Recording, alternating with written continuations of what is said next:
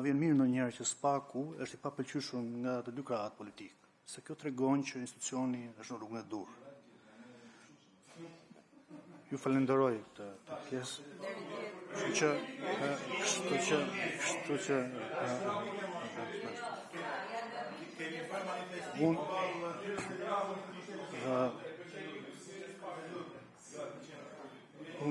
ne nuk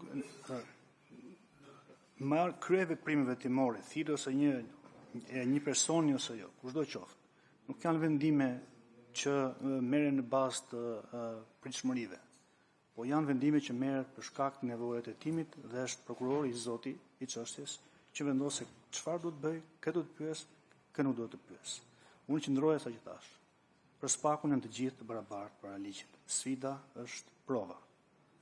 Sa do të jetë hetimi për moment sekret, do vi një moment hetimi nuk do jetë në sekret, do mbyllet, do shkojnë në gjykat dhe do jetë më transparent për të gjithë. Por askush nuk është imund ndaj hetimit.